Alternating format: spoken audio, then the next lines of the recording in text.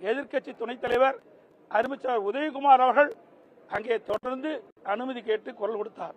அவரை அலாக்காக தூக்கி கொண்டு வந்து வெளியிலே அவரை கைது செய்கின்ற அளவிற்கு ஒரு அடக்குமுறையை நாம் பார்க்கின்றோம்.